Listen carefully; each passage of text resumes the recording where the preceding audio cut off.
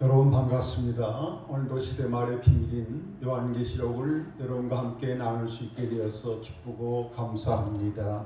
먼저 하나님께 기도드립니다. 만복의 근원 되시고 역사의 쥐 되신 알파 오메 되신 하나님, 하나님의 사랑과 은혜를 감사합니다. 부족하고 연약한 저희들을 택하시고 부르셔서 비밀을 앞으로 되어질 비밀들 가르쳐줬사오니 감사합니다.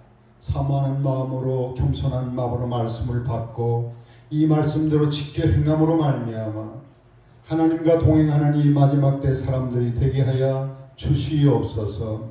이 시간 죄종을 통하여 하늘의 음성을 듣게 하여 주시기를 바랍니다. 시험일간 성령님이 주장하시고 하나님 영광 받아 주옵소서. 예수님 이름으로 기도합니다. 아멘. 오늘 저와 여러분은 제15장, 계시록 15장을 우리가 살펴보면서 진리와 은혜로 충만할 수 있기를 바라고, 사람의 소리가 아니라 하나님의 음성으로 이렇게 들려지는 축복된 시간 되시기를 축원합니다. 15장 1절에 보면 하늘에 크고 이상한 다른 이적을 봅니다. 요한이가 하늘에 크고 이상한 다른 이적을 봅니다. 여기서 이상하는 원어적으로 놀라운이란 말입니다. 놀라운 그러한 현상을 보는데 이제 살펴볼 겁니다만은 온 세계적으로 파급력 있게 나타나는 치명적인 하나님의 재앙들에 대해서 이런 이적을 현상을 보게 되었습니다. 7 천사가 7 재앙을 가졌더라 곧 마지막 재앙이다 그랬습니다. 우리가 이따 살펴볼 거지만은 우리는 이제 계시록 6장부터 시작해가지고 지금까지 재앙들을, 앞으로 나타날 재앙들을 쭉 살펴보는데, 이제 오늘부터 볼 것은 마지막 재앙 부분이죠. 특히 하하하, 우리 지난 시간의 기억을 우리가 다시 새롭게 하면 이 땅에 이루어질 큰 하가 3번 있는데 하가 이 땅에 있을 것이다 그랬습니다. 자, 첫째 하는 뭐라고 그랬죠? 제5나팔재앙, 황충재앙으로 죽고 싶으나 죽지 못하는 그러한 큰 고통이 이렇게 나타나게 되고, 둘째 하는 유브라데스 강 중심으로 해서 세계적인 대전쟁이 일어나서 이렇게 사람 3분의 1이 죽는 두 번째 화, 셋째 화 마지막 한데 앞에 있는 화들보다 비교할 없이 가장 무섭고 정말 어마어마한 고통의 그러한 재앙을 이렇게 소개하고 있는데, 이 마지막 재앙으로 진노를 마친다 하는 겁니다. 우리가 다시 복습하는 차원에서 춤을 우리가 이용해서 이렇게 좀 살펴볼 겁니다. 이거에 대해서는 이미 계시록 6장 할 때에 우리가 쭉 자세히 살펴본 거지만은 오늘 이렇게 대체적인 이런 맥을 잡기 위해서 다시 한번 간단하게 살펴보겠습니다. 자, 계시록은 본경과 사경으로 이렇게 구조가 되어 있고, 본경은 화살표 방향으로 이렇게 시대가, 이 마지막 시대가 인시대, 다음에 나팔시대, 나팔재앙시대, 다음에 끝에 마지막 재앙으로 7 대접 재앙으로 마치면 예수님이 뭐한다? 재림한다. 할렐루야. 이런 순서로 되어 있습니다. 요거만 우리가 알아도 계시록을 아주 쉽게 우리가 접할 수가 있답니다. 근데 우리가 11장 우리가 공부할 때에 특히 11장은 두중인에 대한 이러한 사병인데, 15절부터 19절은 7번째 마지막 셋째 화에 대한 그 기록이 나와 있는 거예요. 그래서 11장 15절부터 19절 여기다가 맞춰야 순서가 맞는다. 여기다가 맞추라고 하는 겁니다. 마지막 장. 예. 그렇게 하면 계시록을 이렇게 순서적으로 이렇게 쭉 볼 수가 있고 삽경에서 헤매진 말아야 되는 거죠. 예. 일단 이 본경을 쭉 이 스토리로 이렇게 사건적으로 재앙적으로 쭉 점점 강해지면서 이렇게 하다가 마지막 재앙인 일곱 대접 재앙으로 이 세상을 다 멸망시키면서 주님이 재림하게 되는 그런 구조라고 하는 걸 이해하시기를 바랍니다. 그래서 이제 우리가 구조를 아는 게 참 계시록을 이해하는 데 도움이 되는데요. 계시록은 재앙에 대한 예고를 하고 있는 게 중심적인 그러한 내용입니다. 예수님 재림 전에. 그래서 반드시 인재앙, 나팔재앙, 그러다가 마지막 대접재앙으로 이 현 세상은 다 불타고 멸망을 당합니다. 일곱째 인을 뗄 때에 첫째 인부터 쭉 여섯째 인 이렇게 나오다가 마지막 일곱째 인을 뗄 때에 나팔재앙이 시작이 되는 거죠. 이렇게 이런 구조가 되어 있어요. 그리고 일곱째 맨 마지막 나팔을 불 때에 일곱 대접이 이 땅에 쏟아지는 걸로 이렇게 그런 구조가 있다고 하는 것을 우리가 아시면 되겠어요. 조금 더 심층적으로 이 나팔 대접의 성격과 시기를 살펴보면 이는 전체를 아우르는 전체적이고 총체적인 재앙을 다 여기 인해서 다루고 있어요. 그러면서도 본격적인 재앙이 아니라 징조성이 있는 미리 사인으로 큰 파국이 온다고 하는 것을 조금씩 징조로 이렇게 처음부터 다 이렇게 멸망시키지를 않습니다. 징조적인 재앙이고 나팔 재앙으로 들어가면 구체적이고 본격적인 심판이 나타나게 되어 있습니다.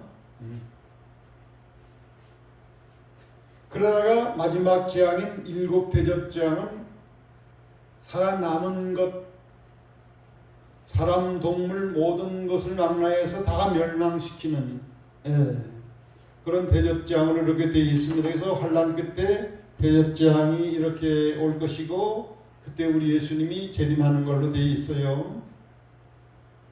그래서 이 일곱인 재앙은 몇 분의 1 재앙이냐면 4분의 1 재, 전부 다 4분의 1이에요.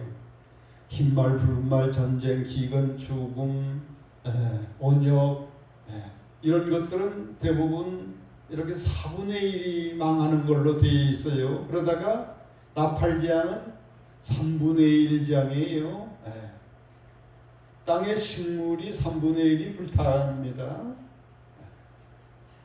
다음에 바다의 생물들, 배의 3분의 1이 소멸됩니다.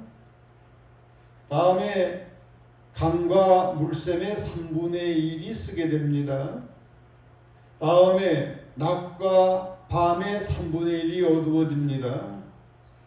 그러다가 더 강도 있는 화, 첫째 황충으로 인하여 괴롭힘을 5개월 동안 당하게 됩니다.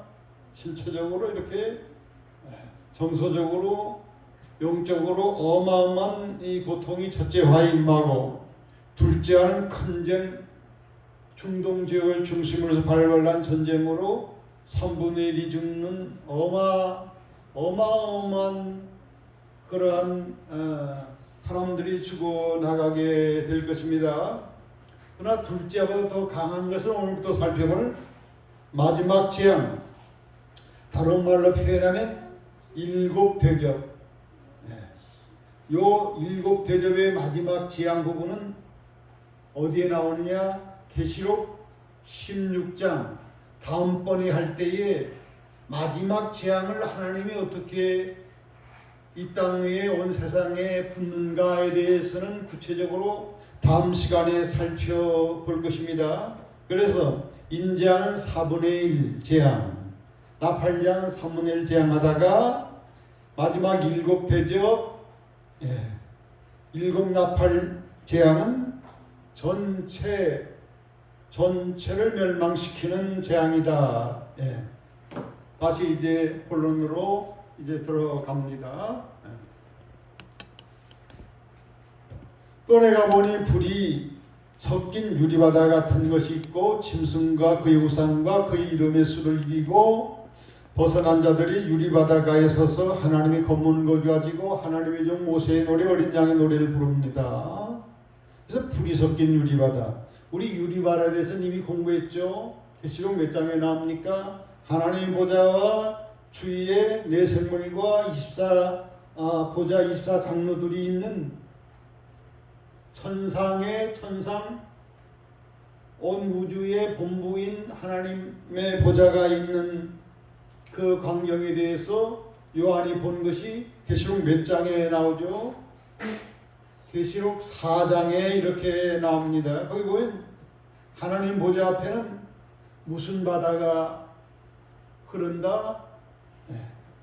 수정같이 맑은 유리바다라고 그랬어요. 근데 오늘은 어떤 유리바다? 불이 섞인 유리바다다 그랬어요. 자, 계시록 4장에서는 수정같이 투명한 하나님 보좌 앞에 수정 같은 바다였는데 여기에 최후의 짐승표를 이긴 이 최후의 승리자들이 찬양하는 곳은 불이 섞인 유리바다. 그만큼 하나님의 무서운 재앙이 이 땅 위에 전개되고 있으므로 이 땅의 불이 빛이 천상의 유리바다까지 투명될 정도의 어마어마한 상상을 초월하는 재앙이 전개되는 것을 의미하는 겁니다. 그렇게 하나님 무서운 심판을 행할 때에 최후로 승리한 짐승의 표를 이기고 순교한 분들이 천상에 올라가서 하나님의 검은고를 타면서 하나님께 찬양하며 영광 돌리는 게 이렇게 나와요. 주여 누가 주의 이름을 두려워하지 아니하며 영화롭게 하지 아니하오리까? 오직 주만 거룩하니이다. 주의 의로우신이 나타났으니 만국이 와서 주께 경배할 것입니다. 이 찬양의 내용을 이따가 이렇게 자세히 살펴보겠습니다. 그러면 유리바닷가에 서서 하나님 앞에 찬양, 구원의 감격을 가지고 이 땅은 이미 다 원수들 하나님이 심판하고 택한 자들은 이렇게 다 하늘로 올리고 특히 짐승과 짐승의 우상과 짐승의 표를 이기고 벗어난 자들. 자, 요거는 지난 시간 요 부분에 대해서는 어디 나오죠? 계시록 13장 짐승 적그리스도가 온 세계를 통치할 때에 그때 우리 성도들이 신앙을 지키다가 많이 순교하는 걸로 우리가 살펴봤어요.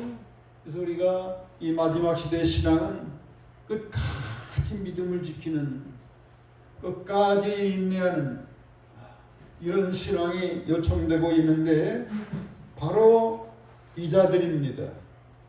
최후로 승리하는 사람, 짐승과 짐승 우상과 짐승의 표, 율림표를 이겨 벗어난 자들이 천상에 올라가서 보좌 앞에서 유리바다가에서 하나님 앞에 구원받은 감격, 이 땅 위에 핍박하는 자 악한 사람들을 처절하게 심판하는 그런 모습을 보면서 드린 찬양인데, 이분들은 위대한 진리와 믿음을 끝까지 지킨 분들입니다.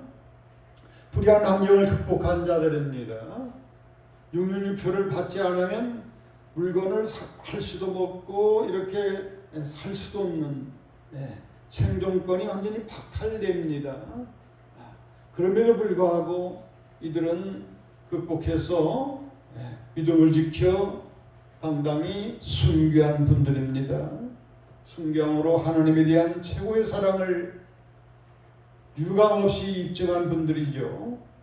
이들은 천국에 대한 소망과 영원히 주실 복된 약속을 믿고 성령의 기쁨과 담대함으로 선지자들의 고난에 동참한 분들입니다. 우리도 이 분들의 신앙을 우리가 본받아야 될 줄로 믿습니다. 성령의 기쁨과 담대함으로 시도한 집사님처럼 하나님 앞에 찬양하면서 이렇게 순교한 분들이다 하는 겁니다. 이분들이 얼마나 영광스러운 분이냐. 딱 한 편만 오늘 시간 관계상 살펴보겠어요. 20장에 가면 우리가 자세히 살펴볼 거지만 20장 4절에는 보좌들이 있어요. 요가 몇 번 제가 다른 부분들입니다. 보좌들이 있어요. 왕이 앉을 보좌들이 있어요. 이 보좌는 무슨 보좌라고 그랬죠? 나중에 나오는 하나님 말씀을 전하다가 순교한 분들, 다음에 육륜표를 받지 않고 적그리스도에게 굴복하지 않은 이런 분들, 표 받지 않은 사람들이 살아서 지금 천상의 영혼으로 있지만 살아서 예수님 같은 몸으로 첫째 부활을 해가지고 예수님과 함께 더불어 천년 동안 왕 노릇하는, 심판하는, 온 세계를 다스리는 가장 인간 중에 영광스러운 존재가 바로 짐승의 표를 이긴 자다 하는 것을 우리가 알 수가 있습니다. 그래서 또한 우리가 계시록에는 짐승의 표를 받고 마귀에게 굴복한 사람들 굉장히 많이 믿음을 배반합니다. 이때 살아보려고 당장 이런 사람에 대해서는 우리가 계시록 14장 공부할 때 우리가 살펴봤습니다. 유황 불못에 던진다고 했어요. 육륜표를 받고 하나님의 믿음을 버린 사람들은 가장 큰 유황 불못에 던진다고 그랬고, 다음번에 14장 7 대접을 쏟아볼 때 첫째 대접 재앙 대상자가 666표를 받은 사람이 온몸에 종기가 나가지고 하나님의 저주를 당하는 것이 나옵니다. 자, 이 최후승리자의 찬양하는 모습을 우리가 내용을 살펴보면 전능하신 하나님 크고 놀라운 일을 행하심을 감사하나이다 그랬어요.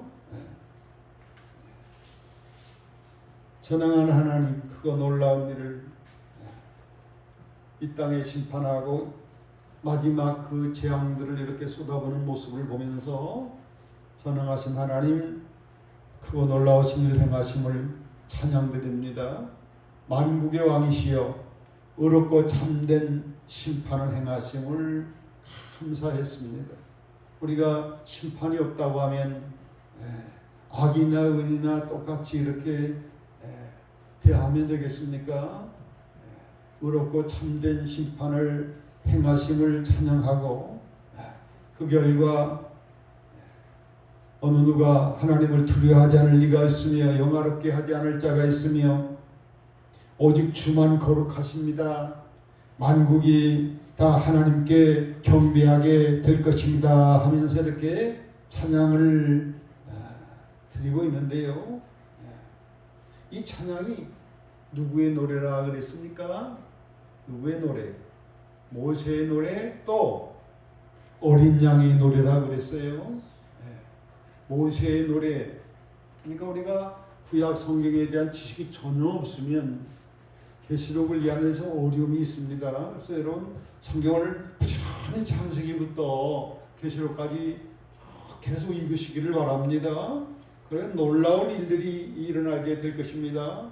신약과 구약, 구약과 신약, 계시록의 1장과 12장 계속적으로 같은 내용이 이렇게 맞물려서 계속적으로 반복해서 나오는 것을 우리가 깨달으면서 이 놀라운 이 성경 하나님의 말씀에 대한 그런 진가를 우리가 맛보게 되는데, 출애굽기 15장에 보면 이스라엘 백성들이 출애굽해가지고 처음에 큰 위기를 당하죠. 홍해가 시나이 반도와 이집트 그 사이에 있는 그 홍해, 뭐 홍해가 좀 문제가 많이, 무역선들이 피격을 받고 하는 그 홍해, 하나님께서 홍해를 갈아서 이스라엘 백성들을 육지로 해서 빨리 지나가게 하고,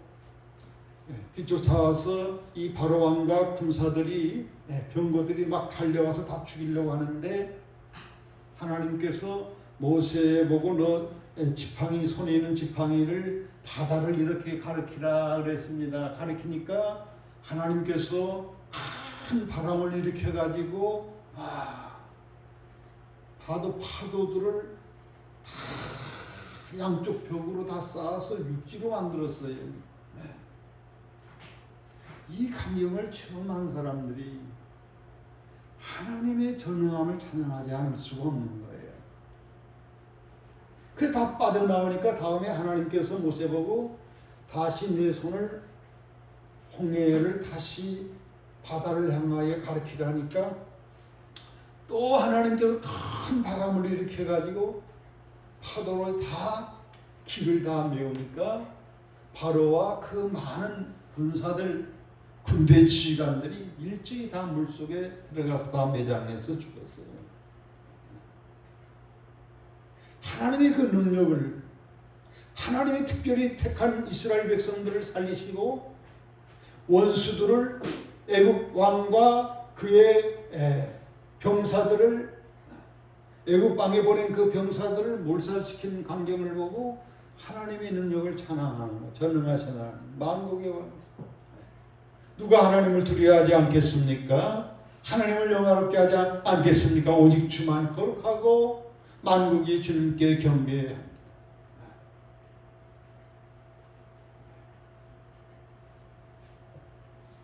모세의 노래라고 그러고 또 뭐라고 그랬죠? 오늘 본문에? 자, 집중하세요. 자, 모세의 노래라고 그러고 또 무슨 노래라고 나옵니까? 어린 양의 노래라고 그래요. 어린 양의 노래. 자, 성경을 쭉 연구를 해보니까 고린도서 10장 1절에서 2절 보니까 이스라엘 백성들이 세례를 받았다는 거예요. 아니, 예수님 오신 후에 신약에서 그런데 구약에서 세례 침례를 받았다는 거예요. 어디서? 홍해에서, 홍해바다. 위에는 구름, 물이죠. 이것도 H2O 물로 되어 있죠. 구름이. 다음에 양쪽으로는 파도. 이것도 H2O 물이죠. 물속에 잠겨서 이들이 살아났다는 거예요. 우리가 침례나 세례나 뭘 의미하는 겁니까? 예수님이 나 죄 때문에 죽은 것을 믿습니다. 감사합니다. 예수님이 나 죄 때문에 무덤에 장사되었습니다. 나 옛사람 예수님과 함께 장사되어 죽었습니다.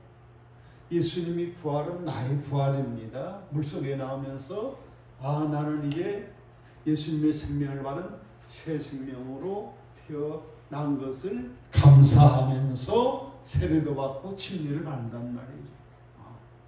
원래 원어적으로는 바티스트마가 맞습니다. 우리가 약식으로 이렇게 세례로 이렇게 되어 있는데요. 구약의 세례를 받았다는 거 아니에요.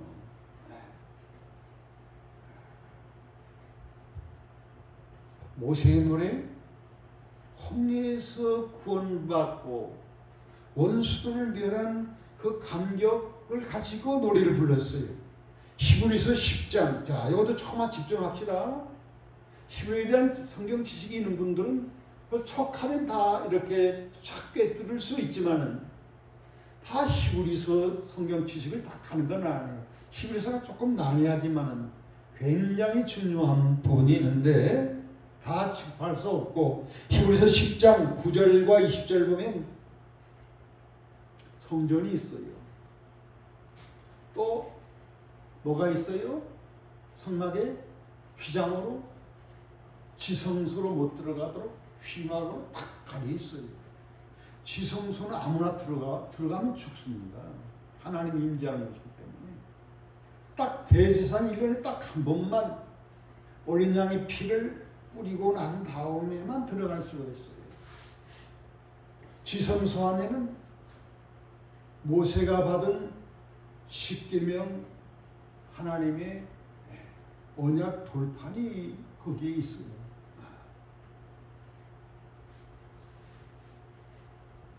그래서 히브리서 10장 9절과 10절을 보면 아무도 하나님 앞에 갈 수도 없는데 휘장이 예수님이 십자가 죽으면서 휘장이 쫙 찢어져서 누구나 다 지성소로 하나님을 만날 수, 하나님 앞으로 나아갈 수 있는 새롭고 살아있는, 살 수 있는 그런 길을 열어주셨다 그랬어요. 그 휘장은 뭐다? 휘장은 예수님의 몸이다 그랬어요. 예수님의 몸을 찢어서 피를 흘려서 예수님의 피값을 인정하는 자들은 하나님을 만날 수가 있게 됐습니다. 아멘, 할렐루야. 하나님에 계신 천국으로 갈 수가 있게 됐습니다. 하나님을 감히 죄인이 아버지라 부를 수가 있게 됐다는 거예요. 그래서 오늘 이 최우승이자 짐승의 피를 받지 않는 사람이 부른 찬양은 무슨 노래다? 모세의 노래다. 다음에 다른 말로 어린 양의 노래다.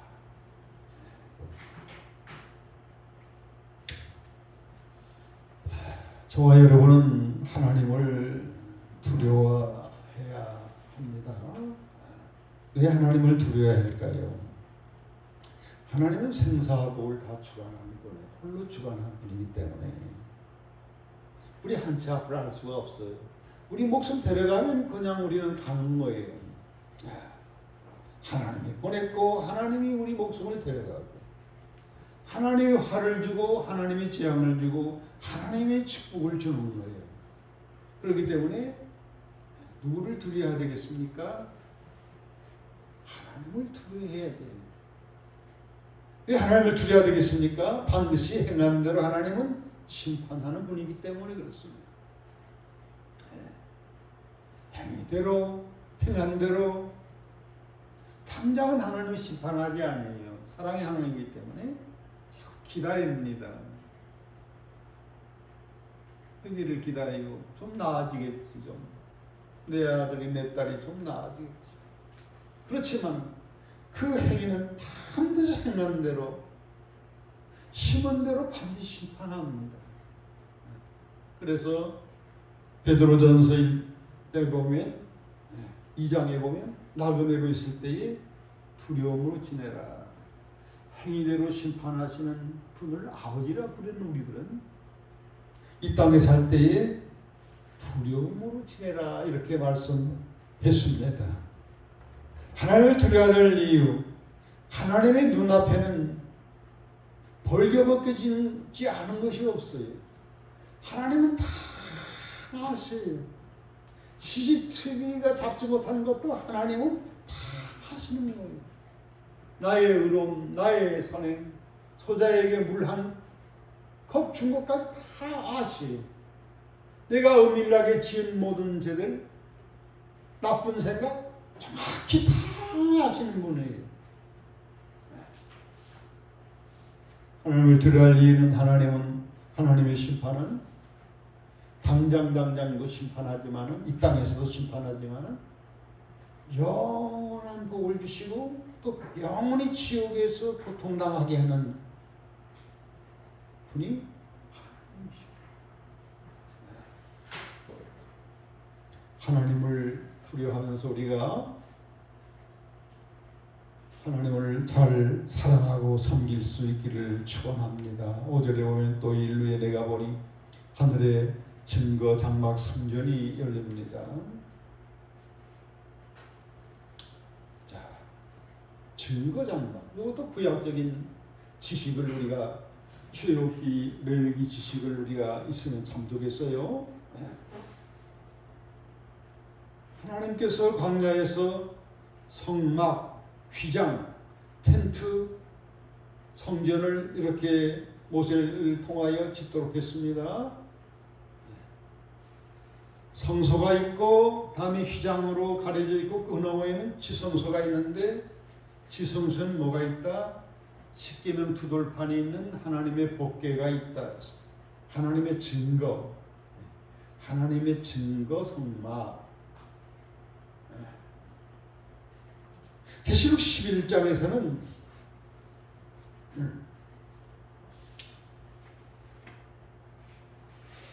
사도 요한이 뭘 봤냐면 언약궤를 봤어요. 언약궤. 하나님의 성전에는 언약궤. 그러니까 언약궤 두돌판이 하나님의 말씀 십계명이 들리는 두돌판의 언약궤나 증거장막이나 같은 말이에요. 왜 이것을 요한에게 보여줬을까? 이 세상을 멸하는 이 무시무시한 재앙 심판은 뭐에 따라 하는 것이다? 하나님의 십계명, 하나님의 신구약의 그 언약에 따라서 집행하게 될 것이라는 거예요.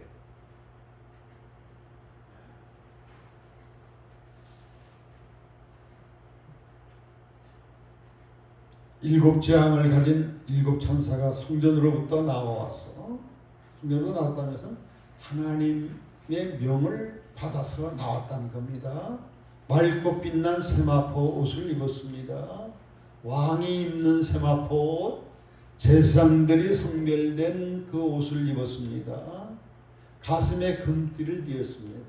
제사장처럼 왕처럼 이 마지막 재앙을 쏟아붓는 이 천사들은 특별히 구별된, 선택된, 성별화된 거룩한 자들에 의해서 하나님의 일이 진행되고 있다는 겁니다. 자세히 살펴보니까 네 생물 중에 한 분, 굉장한 이 지위가 높은 천사입니다. 네 생물. 그 중에 한 생물이 영원토록 살아계신 하나님의 진노를 가득히 담은 금대접을 일곱 천사들에게 주는 걸로 되어 있어요. 천사가 일곱 대접을 이 땅에 쏟기 전에 누구한테서 받아요? 하나님의 성전에서 하나님께로부터. 다음에 네 생물 중에 한 분에 의해서 이 금대접을 받습니다. 자, 금대접하면 우리가 계시록 5장 8절에도 금대접 나오죠. 그 금대접에는 가득히 뭘 쌓았다? 향을 쌓았다. 향은 뭐라 그랬습니까? 성도들이 드리는 기도를 가득히 금대접에 쌓아서 천사들이 하나님 앞으로 올려가는 거예요. 그래서 우리들이 매일 드리는 기도는 이 귀한 금대접에다가 이렇게 쌓아서 천사들이 위해서 하나님 보좌로 올라가기 때문에 여러분 기도하면서 낙심하지 말기를 바랍니다. 하나하나 다 쌓이고 있어요. 반드시 좋은 응답이 있게 될 줄로 믿는 것입니다. 아멘. 근데 오늘 금대접에는 뭐가 가득히 쌓았어요? 향, 성도의 기도로 쌓은 것이 아니라 하나님의 진노로 가득 쌓아진 금대접이에요. 이것은 하나님 앞에 드리는 금대접이 아니라 하나님께로부터 진노를 가득히 담아서 이 세상에, 이 현 세상에다가 쏟아부을 재앙을 닮은 금대접이라는 거예요.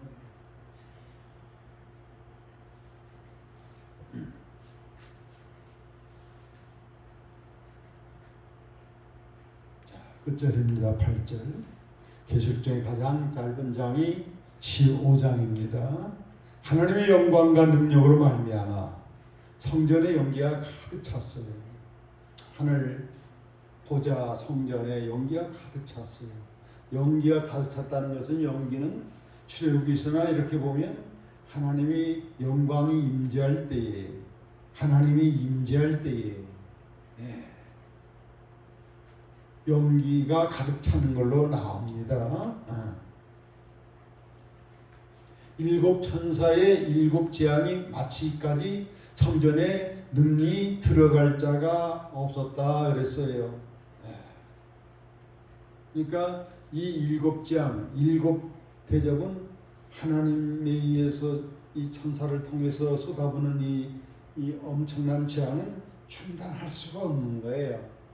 그때는 아무리 회개하고 살려달라고 해도 어떠한 것도 제어될 수 없는, 반드시 필연적으로 이 땅에 임만을 쏟아붓는 재앙, 이 세상을 멸망시키는 그러한 것이 끝까지 이루어지게 된다고 하는 거예요. 그래서 이제 마지막 재앙에 대해서 자세히는 다음번에 16장에 살펴볼 건데, 마지막 재앙은 다른 말로 셋째화, 화인데 맨 마지막 셋째화. 재앙들, 계시록은 앞으로 일어날 재앙들에 대해서 이렇게 일곱인, 일곱 나팔, 일곱 대접으로 나오는데, 그 재앙들 중에 맨 마지막 순서적으로 이 재앙이 바로 셋째화다. 그리고 강도가 차츰차츰 강해지는 거예요. 첫째화보다 둘째화. 다음에 인재앙은 징조재앙에 사인을 보내는 거예요. 이제 곧 인재앙으로 들어갈 겁니다. 이미 시작되는지도 몰라요. 곳곳에 불로 많은 사람들이 죽게 될 것입니다. 곳곳에 진으로 많은 사람들이 죽게 될 것입니다. 잔인할 정도로 부모와 자식이 부모를 죽인 일들이 비일비재에 일어나게 될 것입니다. 전쟁들이, 어마어마한 전쟁들이 나게 될 것입니다. 그러나 아직 마지막 재앙은 아니에요.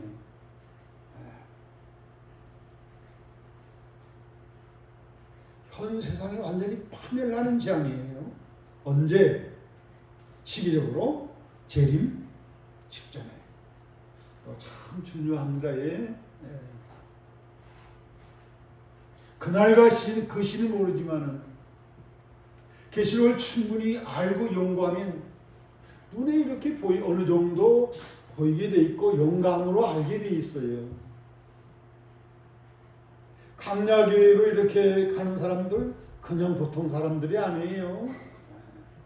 주님과 교통하고 동행하는 사람들은 착착착착 천사의 인도를 받습니다마는 롯의 부인같이 세상에 빠져있는 사람, 그 손을 부딪히면서 함께 멸망을 당하고 말지요.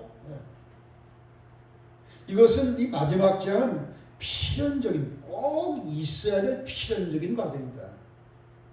새 시대를 위해서 마귀가 지배하고 마귀에 유혹받은 마지막 시대의 사람들은 그냥 놔두면 하늘과 새 땅이 안 이루기 때문에 마지막 재앙으로 완전히 다 진멸하고 깨끗이 청소하고 정리합니다.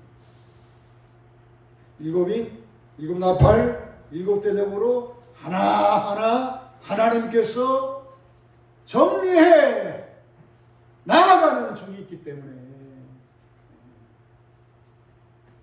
구원을 완성하기 위해서는 정리하지 않을 수가 없어. 새 나라를 세우기 위해서 예수님이 오셔서 새 나라로 이 땅에서 통치해서 의로운 사람, 주님을 위해서 헌신한 이런 사람들에게 영생복락을 함께 누리는 새 나라를 세우기 위해서는 필수적으로 거치는 코스 과정이다. 그러지 마지막 재앙은 신구약의 모든 언약의 말씀들을 정당히 집행하는 것이다 하는 겁니다. 하나님은 시건한 하나님이 아님, 이랬다 저랬다 하나님 하는 분이 아님, 말하면 말한 대로 다 이루어집니다. 여러분 성경 말씀을 이 시간 듣거나 개인적으로 이렇게 계시록을 보거나 성경 말씀을 볼 때에 이 말씀이 하나도 빠짐없이 다 이루어진다는 그런 믿음을 가지고 성경을 읽으시기를 바랍니다. 마지막 재앙으로 이 모든 하나님의 말씀들이 다 이루어지는 거예요. 재림하면서 이렇게 완성이 되는 거죠. 그래서 하나님의 주권이기 때문에 하나님의 주도문밀 난 계획과 섭리를 따라서 이 마지막 재앙을 내린다. 결론적으로 그러면 우리 종말에 처한 우리 성도들, 어쩌면 저와 여러분, 이 말씀들은 저와 여러분 마지막 세대일지 몰라요. 더 라스트 제네레이션, 일곱 대접, 일곱 나팔 재앙을 직접 겪는 대환란을 통과해야 될 하나님의 백성인지 모르겠습니다.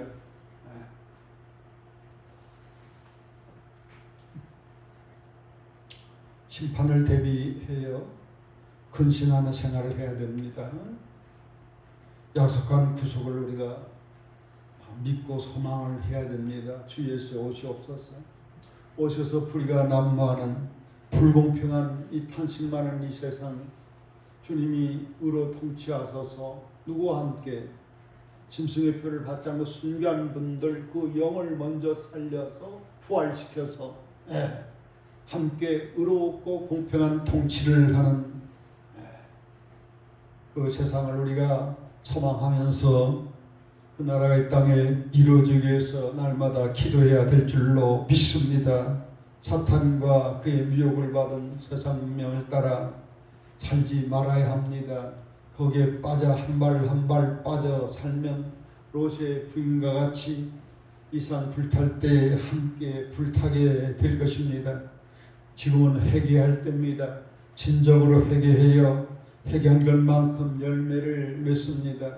믿는다고 하는 입만 있고 아직 입도 안 낸 이러한 초보적인 신앙 차원에서 우리가 날마다 말씀을 통하여 은혜받고 진정한 회개를 통하여 싹을 낳고 가지를 낳고 잎을 내고 거기에다가 예수님과 닮은 참 성숙한 아담으로 열매를 맺어야만이 들림받고 하나님의 인도를 받고 혼인잔치에 참여할 수가 있습니다.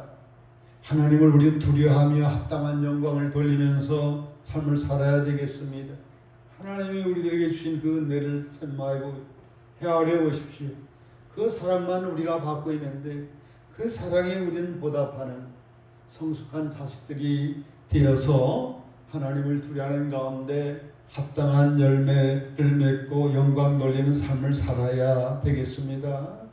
날마다 우리가 거룩한 성별된 삶을 통하여 충성을 다함으로 특히 마지막 시대적 말씀, 요한계시록적인 말씀, 영원한 복음을 담대히 전해서 한 사람이라도 회개해서 이상 멸망당할 때 멸망당하지 아니하고 다 희고돼 가지고 주님 만나는 데에 승리하는 자가 되도록 충성할 수 있기를 축원합니다. 기도하겠습니다.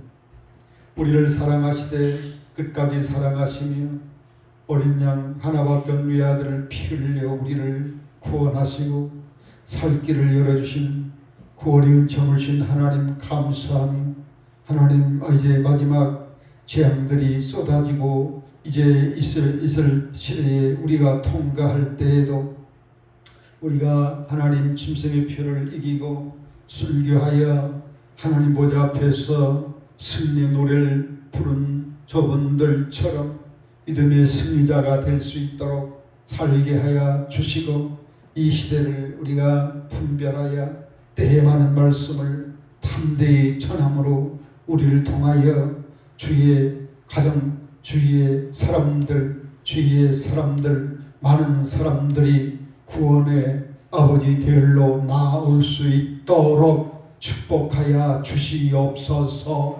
예수님 이름으로 간절히 기도드렸사옵나이다. 아멘.